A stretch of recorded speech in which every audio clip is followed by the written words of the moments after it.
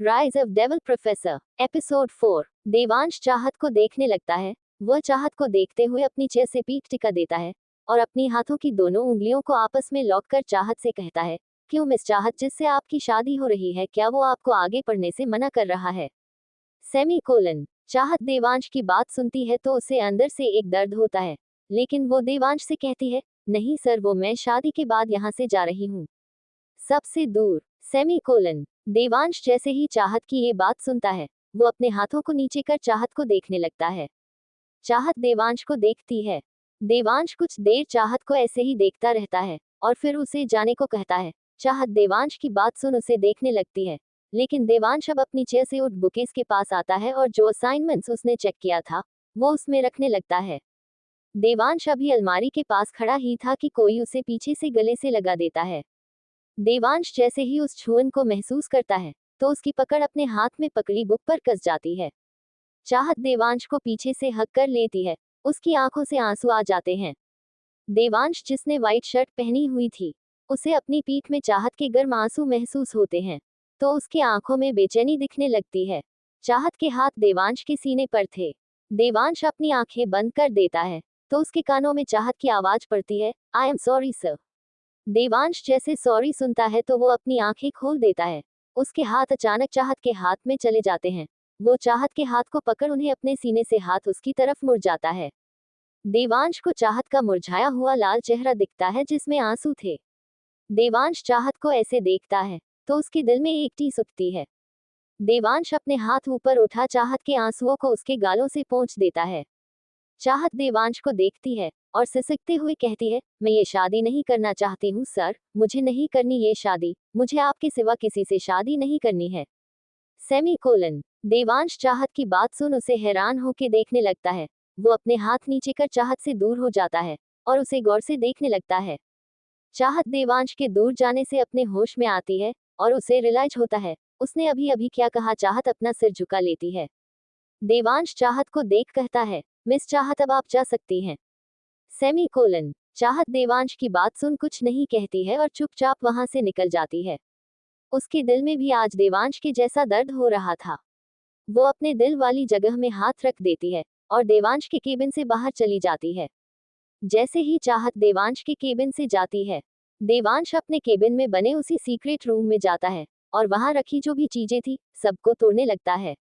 उस रूम में देवांश का एक पर्सनल डेस्क था जो उसके कॉलेज डेस्क से बहुत अलग था। साथ ही उस रूम में एक बेड और अलमारी भी थी जिसमें देवांश के कपड़े और कुछ जरूरत का सामान था। देवांश ने डेस्क में रखा अपना लैपटॉप फाइल सब फेंक दिया था। उसने वहां पर रखी कांच की कॉफी टेबल को भी तोड़ दिया। देवांश की आंखें लाल हो गई थी। उसके हाथों से खून आने लगता है। देवांश खुद से कहता है, ये क्या हो रहा है मेरे साथ? नहीं, मैं ये नहीं कर सकता। मुझे उसकी बातें इतनी इफेक्ट क्यों हुई आज, क्यों? सेमीकोलन। देवांश गुस्से में चिल्ला रहा था। देवांश की नजर अपने हाथ में जाती है। वो जैसे ही अपने हाथ में खून देखता है तो देवांश एकदम से पीछे हो जाता है और धड़ाम से नीचे गिर जाता है। देवांश अपने हाथ में खून देख अपने हाथ को साफ करने लगता है। वो अपना हाथ को ऐसे साफ कर रहा था जैसे उसके हाथ से उसका खून नहीं किसी और का खून लगा हो। देवांश जैसे ही अपने हाथ को साफ कर रहा होता है वैसे ही उसके कानों में एक लड़के की आवाज पड़ती है, छूना मत मुझे अपने इन खूनी हाथों से, दूर रहिए मुझसे, आप खूनी हैं, आपकी वजह से हमने सब कुछ खो दिया, सिर्फ आपकी वजह से, खूनी है आप, खूनी, छूना मत मुझे अपने इन गंदे हाथों से, दूर रहिए मुझसे। देवांश के कानों में जैसे जैसे ये बात गूंज रही थी वैसे वैसे वो अपने हाथ को रगड़ता जा रहा था, जिससे उसके हाथ से और तेजी से खून बहने लगता है, जिससे देवांश उसे साफ करता रहता है। देवांश ने अपने हाथ को बहुत ही जख्मी कर दिया था। वो अभी भी अपने हाथ को साफ कर ही रहा था कि तभी कोई उसके हाथ को पकड़ लेता है और उसे देखते हुए कहता है, देव, पागल हो गए हो, ये क्या कर रहे हो तुम? देवांश जैसे ही उस आवाज को सुनता है वो अपने सामने देखता है जहां आदिल खड़ा था। आदिल देव से ही मिलने आया था। वो देव को फोन कर रहा था लेकिन देव ने फोन नहीं उठाया था, इसलिए वो खुद उसे यहाँ मिलने आ गया था। लेकिन जब उसने देखा देव अपने केबिन में नहीं है तो वो जाने लगा था, लेकिन तभी उसे इस रूम की याद आती है और वो यहाँ आ जाता है। आदिल को पता था देव ज्यादातर इसी रूम में रहता है क्योंकि ये रूम उसका पर्सनल था। यहाँ वो अपना अलग काम करता था जिसके बारे में आदिल के अलावा कोई नहीं जानता था। आदिल ने जैसा सोचा था वही हुआ। लेकिन उसने जब रूम की हालत देखी तो वो दंग रह गया। वो अंदर आया तो उसे देव दिखा जो अपने जख्मी हाथ को और जख्मी कर रहा था। देवांश जैसे ही आदिल को देखता है तो वो उसका हाथ पकड़ कहता है, आदि, आदि मैंने कुछ नहीं किया, मैंने किसी का खून नहीं किया। तुम मुझ पर भरोसा करते हो ना, मैं सच कह रहा हूँ, मैंने नहीं मारा। आदिल देवांश को ऐसे देखता है तो उसकी आंखें डार्क हो जाती है और वो देवांश को अपनी डार्क आंखों से देखने लगता है। आदिल देवांश को कंधों से पकड़ उसे हिलाते हुए अपनी खतरनाक आवाज में कहता है, देव, सेमी कोलन। देवांश जैसे ही आदिल की आवाज सुनता है वो आदिल की आंखों में देखता है। देवांश जैसे आदिल के सर चेहरे को देखता है तो वो एकदम से होश में आता है और अपने चारों तरफ देखने लगता है। आदिल देवांश को गुस्से में कहता है, देव, तुम ऐसे पैनिक नहीं कर सकते हो। आज तुम अपने खून को देख इतना पैनिक करने लगे हो, तब क्या होगा जब तुम उनसे अपना बदला लोगे और तुम्हारे हाथ उनके खून से रंगे होंगे। Semi colon. देवांश जैसे ही आदिल की बात सुनता है उसका चेहरा डार्क हो जाता है, उसकी ग्रीन आंखें जो शांत रहती थी उनमें खून उतर जाता है। देवांश अपने हाथ को देखता है जिससे खून बह रहा था। देवांश अब अपने उस हाथ को अपने चेहरे में लगाते हुए कहता है, मार दूंगा मैं सबको, सबसे चुन चुन के बदला लूंगा, किसी को नहीं छोड़ूंगा। Semi colon. देवांश की आवाज इतनी खतरनाक थी कि अगर कोई और उसकी ये आवाज सुन लेता तो वो डर जाता। उसका चेहरा जिसमें उसके हाथ का खून लगा हुआ था बहुत ही ज्यादा डरावना दिख रहा था। देवांश का ये रूप देखकर तो कमजोर दिल वाले को अटैक ही पड़ जाता। आदिल देवांश को ऐसे देख डेविल स्माइल करता है और उसे उठाते हुए कहता है, मैं नहीं, हम। Semi colon. देवांश आदिल की बात सुन उसे देखने लगता है और फिर हाँ में अपना सिर हिला देता है। आदिल अब देवांश का हाथ पकड़ता है और उसे बेड में बैठा बेड साइड से फर्स्ट एड बॉक्स निकाल देवांश की हाथों की ड्रेसिंग करने लगता है। देवांश चुपचाप बैठा था, उसके चेहरे पर थोड़ा सा दर्द भी नहीं दिख रहा था। आदिल देवांश को ऐसे देखता है तो उसके चेहरे पर स्माइल आ जाती है। आदिल देवांश की चोट पर क्रीम लगाते हुए कहता है, सम्राट रंधावा, राघव रंधावा का भाई है। Semi colon. देवांश जैसे ही आदिल की बात सुनता है वो आदिल को देखने लगता है। आदिल देवांश के हाथ में पट्टी बांधते हुए कहता है, सम्राट चाहत से शादी कर उसे अपने भाई के साथ। इतना बोल आदिल रुक जाता है और देवांश को देखने लगता है। देवांश जैसे ही आदिल की बात सुनता है उसके हाथों की मुट्ठी कस जाती है और उसका चेहरा सर्द हो जाता है। आदिल देवांश को देखते हुए बोला, तुम अब क्या करने वाले हो, क्या चाहत की शादी उससे होने दोगे। Semi colon. देवांश कहता है, सम्राट के बारे में उसके घर वालों को बता दो, जितने सबूत हैं सब उन्हें दिखा दो। Semi colon. आदिल देवांश की बात सुन हंसते हुए कहता है, तुम्हें लगता है उन्हें इस बारे में पता नहीं होगा। Semi colon. देवांश आदिल को हैरान होकर देखने लगता है।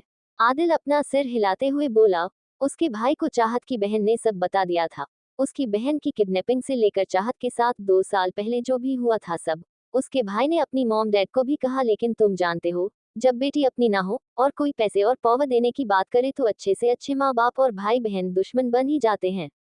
Semi colon. देवांश आदिल की बात सुन गुस्से में कहता है, फिर उस सम्राट को ही उठा दो और उसे मार दो।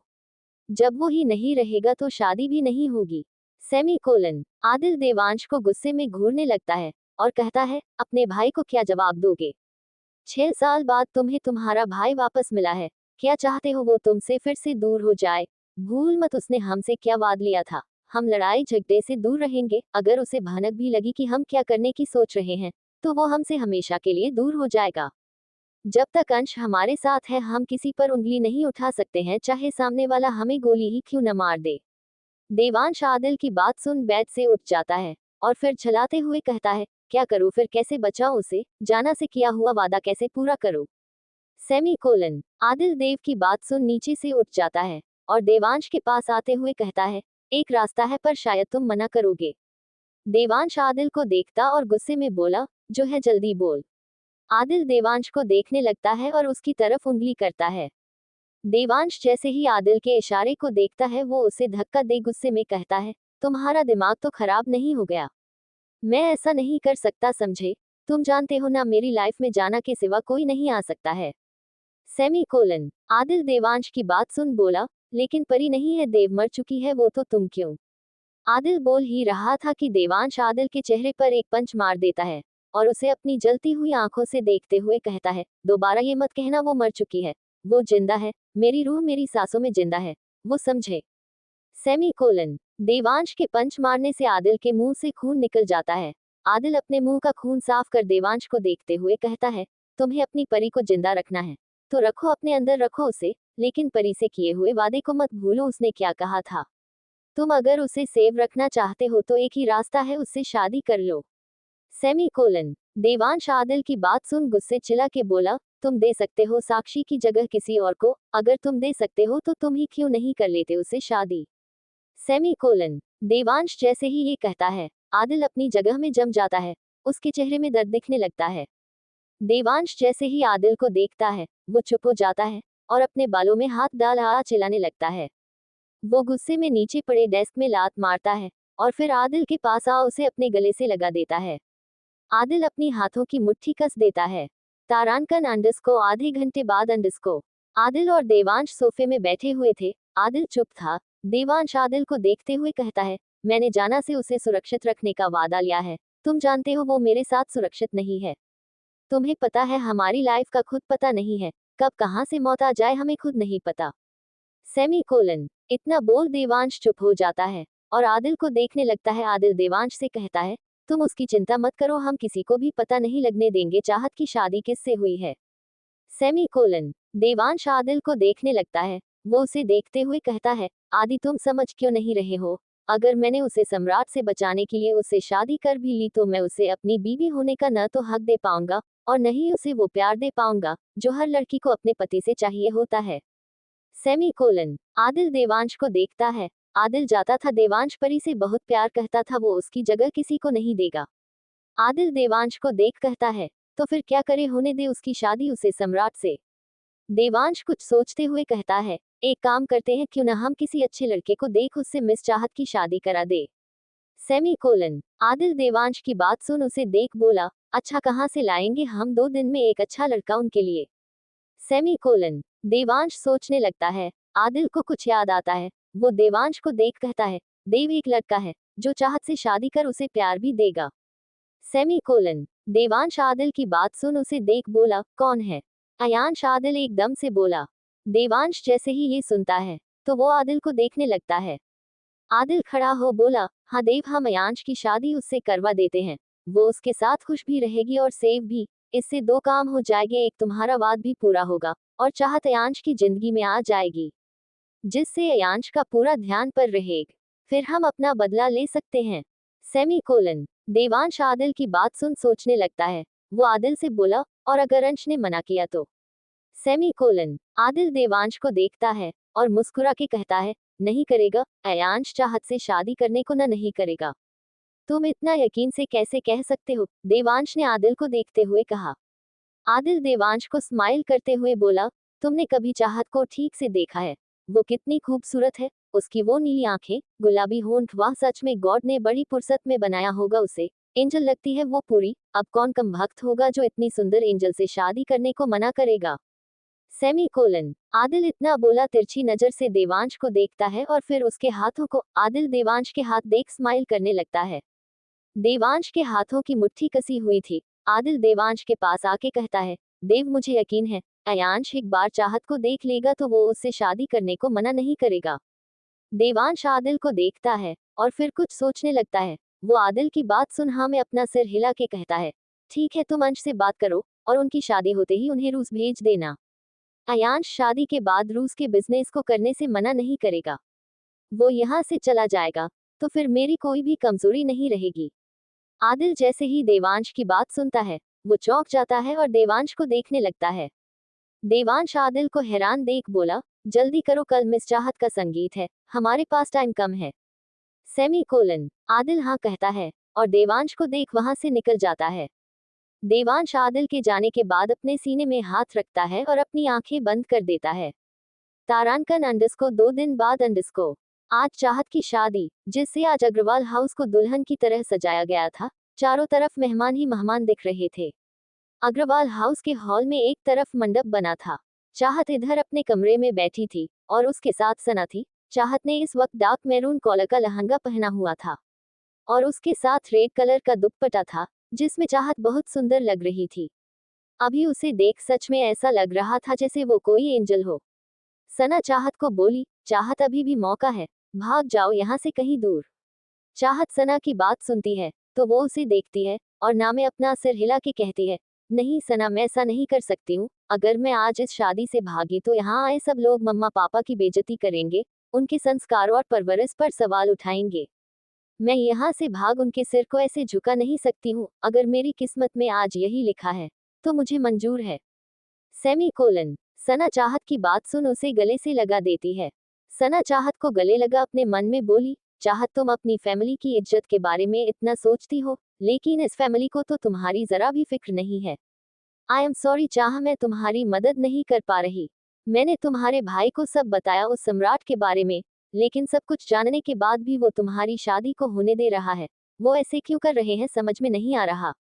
अगर तुम्हें कुछ हुआ तो मैं कार्तिक को कभी माफ नहीं करूंगी।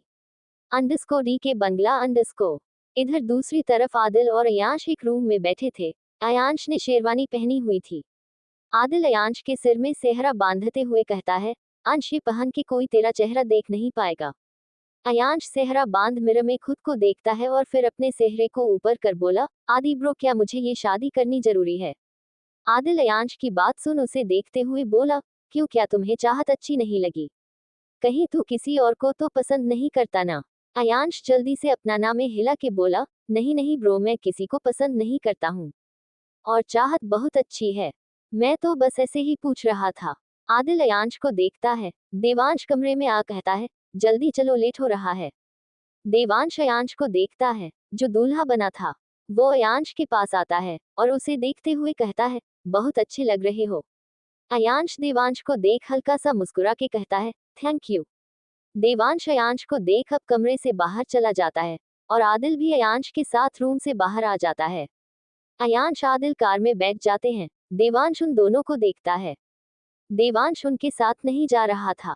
आदिल देवांश को एक नजर देखता और फिर ड्राइवर को चलने को कहता है। ड्राइवर कार स्टार्ट कर वहां से निकल जाता है। देवांश उनके जाने के बाद अपने दिल वाली जगह में हाथ रख कहता है, जाना, मैंने तुम्हारा बात पूरा किया। अयांश उसे हमेशा खुश रखेगा, उसे बहुत प्यार देगा। देवांश कह तो रहा था पर पता नहीं उसे अंदर से एक अजीब सी बेचैनी हो रही थी, जैसे कुछ होने वाला है। देवांश अंदर चला जाता है और किसी को कॉल करके कहता है, आदि और अयांश के साथ ही रहना। दूसरी तरफ से कुंज कहता है, यश बॉस। देवांश कॉल कट कर देता है। उसे अभी भी बेचैनी हो रही थी। वो अपने रूम की बालकनी में आ जाता है और सिगरेट निकाल उसके कस लेने लगता है। तारांकन अंडरस्को अग्रवाल हाउस अंडरस्को। करीब 1 घंटे बाद अग्रवाल हाउस के बाहर 4-5 कारें रुकती है और ढोल बजने लगते हैं। इधर शांति जी और बाकी सब लोग जैसे ही ये आवाज सुनते हैं तो वो लोग दरवाजे की तरफ बढ़ जाते हैं। शांति जी हाथ में आरती की थाली गेट में खड़ी हो जाती है। इधर एक कार से आदिल और अयांश निकलते हैं। आदिल ने सम्राट को रास्ते में ही किडनैप कर लिया था। आदिल ने अपने आदमियों से रास्ते में कील लगवाई थी ताकि सम्राट की कार पंचर हो जाए और वो सम्राट की जगह अयांश को रिप्लेस कर दे। आदिल ने अपने आदमियों से जैसे कहा था उन्होंने वैसे ही किया। जब सम्राट अग्रवाल हाउस बारात लेके आ रहा था तब उसकी कार पंचर हो गई, जिससे सम्राट गुस्से में ड्राइवर पर चिल्लाने लगा क्योंकि उसे चाहत को जल्द से जल्द अपना बनाना था। ड्राइवर कार का टायर बदलने लगता है। सम्राट को कार में बैठे बैठे गुस्सा आने लगता है तो वो कार से बाहर उतर ड्राइवर को देखते हुए कहता है, कितना टाइम लगेगा? ड्राइवर बस होने वाला है कहता है। सम्राट अब अपने आसपास देखने लगता है। वो अब सिगरेट निकाल साइड में आ जाता है। इसी बीच आदिल के आदमी सम्राट को किडनैप कर देते हैं और उसकी जगह अयांश आ जाता है। अयांश कार से उतर दरवाजे पर खड़ा हो जाता है। शांति जी अयांश की आरती करती है और जैसे ही टिका लगाने को अयांश का सेहरा हटाने लगती है, आदिल उन्हें रोकते हुए कहता है, रुकिए आंटी जी, आप उसका सेहरा नहीं हटा सकती हैं। शांति जी आदिल के अचानक रोकने से उसे देखते हुए कहती है, लेकिन क्यों मुझे उन्हें तिलक करना है? आदिल शांति जी की बात सुन बोला, अरे वो क्या है ना आंटी जी, आप जानती हैं मेरा भाई आपकी बेटी का कितना दीवाना है, इसलिए ये चाहता है कि ये अपना चेहरा सबसे पहले चाहत को ही देखने दे और बात भी आपसे पहले चाहत से ही करेगा। इसलिए प्लीज आप सब कोई भी इसका चेहरा न देखे। आप सब जानते हैं मेरा भाई जितना आपकी बेटी का दीवाना है उतना ही अपने उसूलों का पक्का भी है। आप समझ रही होंगी मैं क्या कहना चाहता हूँ। शांति जी आदिल की बात सुन थोड़ा डर जाती है। उन्हें पता था सम्राट कैसा है, कार्तिक ने बताया था वो कौन है, लेकिन सम्राट के लालच देने और कार्तिक का बिजनेस में हेल्प करने का बोल वो लोग सम्राट से चाहत की शादी के लिए मना नहीं करते हैं। शांति जी तो चाहत को वैसे भी जल्द से जल्द इस घर से भेजना चाहती थी। उसके कुंडली दोष के डर से उन्हें अपने बच्चों की चिंता ज्यादा थी। उसे डर था कहीं चाहत की वजह से कार्तिक और सुहाना को कुछ न हो जाए। शांति जी अपना हाथ नीचे कर देती है और फिर उन्हें अंदर आने का कहती है। आदिल अयांश के साथ अंदर आ जाता है और बाकी सब लोग जो उनके साथ मतलब सम्राट इनके साथ आने वाले थे वो भी अंदर आ जाते हैं। सब लोग अंदर आते हैं। कुछ देर वर की पूजा होती है और फिर पंडित जी अयांश को मंडप में बैठने को कहते हैं।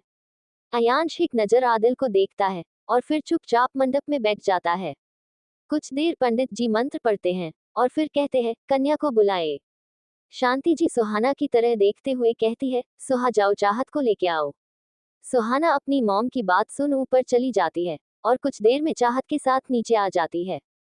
सबकी नजर जैसे ही चाहत पर पड़ती है सब लोगों की नजर उस पर ही ठहर जाती है। आदिल अयांश भी जब चाहत को देखते हैं तो देखते ही रह जाते हैं। सब लोग अंदर आते हैं। कुछ देर वर की पूजा होती है और फिर पंडित जी अयांश को मंडप में बैठने को कहते हैं। अयांश एक नजर आदिल को देखता है और फिर चुपचाप मंडप में बैठ जाता है। कुछ देर पंडित जी मंत्र पढ़ते हैं और फिर कहते हैं कन्या को बुलाए। शांति जी सुहाना की तरह देखते हुए कहती है सुहा जाओ चाहत को लेके आओ। सुहाना अपनी मॉम की बात सुन ऊपर चली जाती है और कुछ देर में चाहत के साथ नीचे आ जाती है। सबकी नजर जैसे ही चाहत पर पड़ती है सब लोगों की नजर उस पर ही ठहर जाती है। आदिल अयांश भी जब चाहत को देखते हैं तो देखते ही रह जाते हैं। चाहत अपनी नजरें नीचे करते हुए आ रही थी। उसके साथ सना और सुहाना थी। चाहत नीचे देखते हुए ही आगे बढ़ जाती है और अयांश के बगल में बैठ जाती है। अयांश सेहरे के अंदर से चाहत को देखता है। वो तो उसे अपनी नजर हटा ही नहीं पा रहा था। चाहत एक नजर भी अयांश की तरफ नहीं देखती है। सना चाहत को देखती है तो उसे बहुत बुरा लगता है अपनी दोस्त को ऐसे देखकर। वो तो चाहत की शादी में आना भी नहीं चाहती थी लेकिन वो चाहत को ऐसे अकेले छोड़ना नहीं चाहती थी। चाहत एक नजर अपनी पूरी फैमिली को देखती है जो सब साथ में थे और खुश थे। चाहत उन्हें खुश देख एक फीकी मुस्कान देती है और फिर अपनी नजरें झुका देती है। उसकी आंखों से आंसू गिर जाते हैं। कच्ची थी आस की डोरी एक पल में टूट गई है। ये अपनों की खुद गर्जी खुशियां मेरी रूठ गई हैं। इस राह वफा में पाए हर मोड़ फख्र रुसवाए। जो मंजिल की चाहत थी रास्ते में वो छूट गई है। सूना मन का आंगन है ये कैसा खालीपन है। मेरे अंदर है तन्हाई मेरे बाहर है वीराने। हाय रब्बा कोई दर्द ना जाने मेरा दर्द ना जाने। हाय रब्बा। सना एक साइड आके खड़ी हो जाती है। उसकी आंखों में भी आंसू थे। सना चाहत को ही देखे जा रही थी और रोए जा रही थी। उसे ऐसा लग रहा था जैसे आज उसकी और चाहत की ये आखिरी मुलाकात है। इसके बाद वो चाहत को कभी देख नहीं पाएगी। यही सोचकर और अपने दोस्त का पहला प्यार अधूरा रहने पर सना की आंखों से आंसू गिर रहे थे।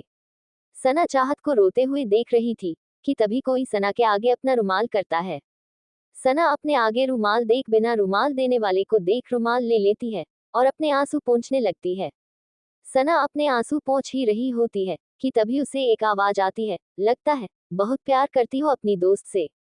सना ने आवाज सुन अपने बगल में देखा तो उसे अपने बगल में एक बहुत हैंडसम लड़का दिखता है जिसने स्काई ब्लू कॉलर का 3 पीस सूट पहना हुआ था। हाथ में एक ब्रांडेड वॉच थी। सना उस लड़के को देखती है तो देखती रह जाती है। वो लड़का सना को खोया देख उसके आगे चुटकी बजाते हुए बोला हेलो मिस कहाँ खो गई। सना उसके चुटकी बजाने से अपने होश में आते हुए बोली जी आप कौन हैं। वो लड़का हल्का मुस्कुरा के बोला मैं दूल्हे का भाई हूँ। जी हाँ ये आदिल ही था। सना जैसे ही उसके मुंह से दूल्हे का भाई सुनती है तो उसे गुस्सा आने लगता है और वो उसके रुमाल को उसके हाथ में देते हुए बोली मुझे नहीं जरूरत आपके इस रुमाल की। तुम जैसे पागलों के परिवार से मुझे कुछ नहीं चाहिए। आदिल सना की बात सुन हैरान होके बोला अजीब बात मीजी है। एक तो मैं आपकी हेल्प कर रहा हूँ और आप हैं जो मुझ पर गुस्सा कर रही हैं। हमने क्या कर दिया ऐसा जो आप ऐसे गुस्सा हो रही हैं। सना अपने दांत पीसते हुए बोली क्या कर दिया। क्यों तुम्हें नहीं पता क्या कर दिया। तुम्हारे पागल भाई की वजह से आज चाह को जबरदस्ती उससे शादी करनी पड़ रही है। तुम्हारे भाई ने चाहत की बहन को किडनैप कर उससे जबरदस्ती शादी करने को फोर्स किया है और तुम कहते हो क्या कर दिया। सही है एक भाई मजबूर करता है खुद से जबरदस्ती प्यार और शादी के लिए और दूसरा कहता है हमने क्या किया है। आदिल सना की बात सुन अपनी नजर मेहमानों की तरफ करता है और फिर सना को देखते हुए कहता है लेकिन आपकी दोस्त की बहन तो यहीं पर है। अगर मेरे भाई ने आपकी दोस्त की बहन को किडनैप किया होता तो मुझे लगता है वो यहाँ नहीं होती, लेकिन वो तो यही है और खुश लग रही है, फिर आप क्यों इतनी दुखी दिख रही है? क्या आपको अपनी दोस्त की शादी से खुशी नहीं हो रही? हाँ, नहीं हूँ मैं खुश, बिल्कुल भी नहीं हूँ, क्योंकि ये शादी चाहत की मर्जी की नहीं, जबरदस्ती की है। और हाँ, सही कहा आपने सुहाना, यही है, क्योंकि आपके भाई ने चाहत से शादी के लिए हाँ कहलवाने के लिए सुहाना को किडनैप किया था। जब चाहत ने हाँ कहा तो उसने सुहाना छोड़ दिया था। सना ने गुस्से में कहा। सना आदिल की तरफ उंगली करते हुए आगे कहती है, हाँ, आप और आपके भाई ये मत सोचना कि चाह से शादी कर रहा है तो वो मुझे उससे दूर कर देगा। मैं अपनी चाह से कभी दूर नहीं होंगी, समझे? अगर आपके पागल भाई की वजह से मेरी चाह की आंखों से एक भी आंसू आया तो मैं आपके भाई का वो हाल करूंगी, वो सोच भी नहीं सकता। सना इतना बोला नफरत से आदिल को देख वहां से जाने लगती है। आदिल सना की बात सुन हैरान हो जाता है। वो खुद से कहता है, पागल, मेरा भाई पागल है? अयांश चाहत के पीछे कब पागल हुआ भाई? इतना बोल आदिल सना को देखता है, जो दूसरी साइड जा चुकी थी। आदिल सना के पास आता है और उसका हाथ पकड़ अपनी तरफ खींचते हुए बोला, हेलो मिस, तुमने पागल किसे कहा? सना आदिल के हाथ खींचने से उसे गुस्से में देखती है और उससे अपना हाथ छुड़ाते हुए गुस्से में कहती है, मेरा हाथ छोड़ो, मैंने तुम्हें और तुम्हारे परिवार को पागल कहा है, क्योंकि तुम लोग ही तो पागल हो। जब मेरी चाह तुम्हारे पागल भाई से प्यार नहीं करती है तो वो क्यों जबरदस्ती उसे प्यार करने पर मजबूर कर रहा, उससे शादी कर रहा है? आदिल सना की बात सुन सामने देखता है, जहां यांश और चाहत के फेरे हो रहे थे। आदिल सना से बोला, पर मेरा भाई तुम्हारी चाह, मेरा मतलब मिस चाहत से बहुत प्यार करता है। उसे प्यार नहीं, सनक कहते हैं, सना ने आदिल को घूरते हुए कहा। आदिल कहता है, लेकिन उसकी सनक तो मिस चाहत ही है ना। तुम्हें तो खुश होना चाहिए कि मिस चाहत की शादी एक ऐसे लड़के से हो रही है जो उसके प्यार में पूरा पागल है, साइको है। वो तुम्हारी चाहत को कभी चित नहीं करगा। सना आदिल की बात सुन फीकी हंसी हंस के बोली, क्या करेगी उसके उस प्यार का जिसमें वो कैद होके रह जाएगी, एक जिंदा लाश बन के रहेगी। उसके चित या चित ना करने से चाहत कोई फर्क नहीं पड़ेगा। क्यों नहीं पड़ेगा उन्हें फर्क? शादी के बाद हर औरत को फर्क पड़ता है जब वो अपने पति को किसी और के साथ देखती है, आदिल ने सना को देख कहा। सना आदिल की बात सुन कहती है, जब वो किसी और को पहले से अपना पति, अपना हमदम, हमसफर मानती हो तो उन्हें कुछ फर्क नहीं पड़ता है। आदिल सना की बात सुन एकदम से बोला, मतलब? सना अब रोने लगती है। वो आदिल के आगे हाथ जोड़ते हुए कहती है, प्लीज आप ये शादी रोक दीजिए। आपका भाई मेरी चाह से चाहे कितना भी प्यार कर ले, उसे वो खुद से प्यार करने को कितना भी कहे, चाह कभी भी आपके भाई से प्यार नहीं करेगी। आदिल सना की बात सुन हैरान होके बोला, क्यों नहीं करेगी? वही जानना चाहता हूँ, उसे फर्क भी क्यों नहीं पड़ेगा अगर मेरा भाई मिस चाहत को चिट करेगा तो? क्योंकि वो किसी और से प्यार करती है। उसकी दिल, धड़कन, रूह, यहाँ तक उसकी सांसों में कोई और है, वो किस और से प्यार करती है? आपका भाई उससे शादी कर भी ले, जबरदस्ती उसे अपना बना भी ले, लेकिन उसके दिल में कभी अपनी जगह नहीं बना पाएगा। वो उनसे बहुत प्यार करती है, वो मर जाएगी उनके बिना, प्लीज आप ये शादी होने से रोक दें। आदिल सना को देखते हुए बोला, कौन है वो, किससे प्यार करती है वो? सना रोते हुए बोली, हमारे साइंस के प्रोफेसर से प्यार करती है। वो उनके सिवा किसी से प्यार करने के बारे भी नहीं सोच सकती। वो मर जाएगी अगर उसकी ये शादी हुई तो। आदिल जैसे ही सना की बात सुनता है शॉक्ड हो जाता है। वो धीरे से बोला, साइंस के प्रोफेसर से प्यार? वो इतना बोल सना को कंधों से पकड़ते हुए बोला, क्या बोला तुमने, किससे प्यार करती है? सना आदिल को देख आंखों में आंसू लिए बोली, हमारे साइंस के प्रोफेसर देवांश कपूर से प्यार करती है वो। आदिल सना की बात सुनता है तो वो उसे एकदम से छोड़ देता है और हैरान होकर सामने देखता है, जहां अयांश और चाहत के फेरे पूरे हो गए थे और अयांश ने चाहत की मांग में सिंदूर भर दिया था और पंडित जी अयांश को मंगलसूत्र पहनाने को बोल रहे थे, जिसे देख आदिल जल्दी से मंडप की तरफ जाने लगता है, लेकिन तभी वो किसी से टकरा जाता है।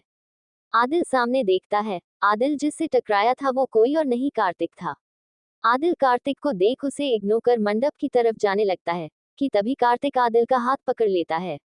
आदिल गुस्से में पीछे देख कार्तिक को देखता है और कार्तिक से अपना हाथ छुड़ाते हुए कहता है, छोड़ो मेरा हाथ। इतना बोल आदिल आगे देखता है तो अयांश चाहत को मंगलसूत्र पहना रहा था, जिसे देख आदिल के कदम अपनी जगह में रुक जाते हैं। चाहत की आंखें बंद थी और अयांश चाहत की तरफ हल्का झुककर उसके गले में मंगलसूत्र पहना रहा था।